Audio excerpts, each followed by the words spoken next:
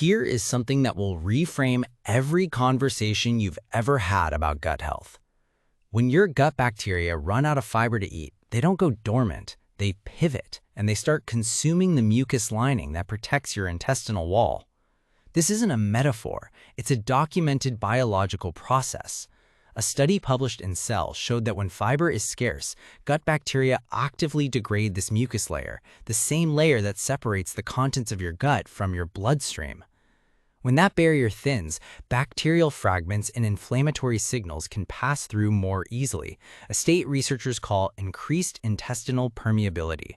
The downstream effects are familiar: bloating, fatigue that doesn't resolve with sleep, brain fog, and chronic low-grade inflammation. So today, I'm giving you 5 mechanisms, not supplements or cleanses, that restore the conditions your gut actually needs to repair itself. The first mechanism is one almost nobody talks about. It's called the migrating motor complex, or MMC.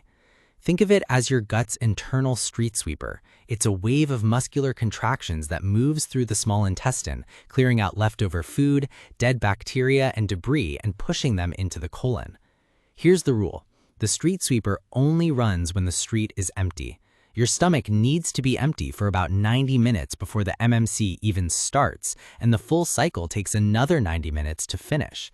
The moment calories enter your stomach, even a small snack, the MMC stops and resets. Research links impaired MMC activity directly to small intestinal bacterial overgrowth, where bacteria stagnate and ferment in the wrong place, creating gas and bloating that people often blame on food intolerances.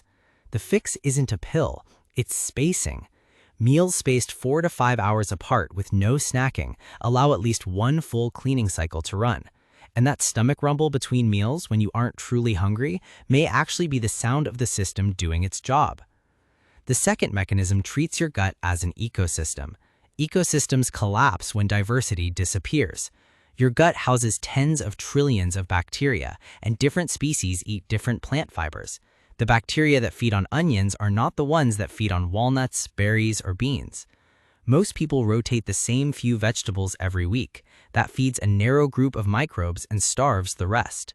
The American Gut Project found that the strongest predictor of microbiome health wasn't a superfood. It was eating 30 or more different plant species per week. Herbs count, spices count, nuts, seeds, and legumes count. Fiber diversity, not just fiber quantity, drives production of butyrate, the primary fuel for your intestinal cells and a key regulator of intestinal barrier integrity. The third mechanism is timing. Your gut runs on a clock. Digestive enzyme production and insulin sensitivity are higher earlier in the day and drop after dark. Disrupting this rhythm by eating late or inconsistently alters the microbiome within days and favors inflammatory species. There's another layer here. Most of your body's serotonin is produced in the gut, and gut bacteria help regulate its timing. Late eating disrupts that rhythm, which disrupts sleep, which drives cravings the next day, reinforcing the cycle. Studies show a 10-hour eating window without calorie reduction improves microbiome diversity, sleep quality, and inflammation. An earlier window gives your gut the overnight rest it needs to regenerate. The fourth mechanism has nothing to do with food. It's the vagus nerve, the direct connection between your brain and your gut. Digestion only runs in a parasympathetic rest and digest state. Stress shifts you into fight or flight, diverting blood away from digestion, lowering stomach acid, and slowing motility. Food eaten under stress stagnates. Chronic stress has been shown to reduce beneficial bacteria and increase permeability markers in weeks. The fix takes 30 seconds. Before eating, take 3 slow breaths with longer exhales. That directly activates the vagus nerve and switches digestion back on. The fifth mechanism is invisible antibiotics.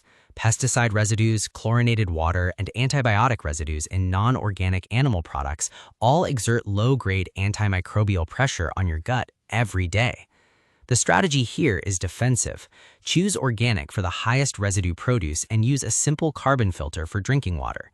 Remove the friction that quietly undermines everything else. Here's the unified framework. Your gut follows biological operating instructions. Space meals to let the MMC clean, eat diverse plants to feed a resilient ecosystem, align eating with circadian rhythm, calm your nervous system before meals, reduce daily chemical exposure. Your gut doesn't need detox products. It needs the conditions it was designed for. If this clarified what's actually happening inside your body, subscribe. There's more of this biology coming.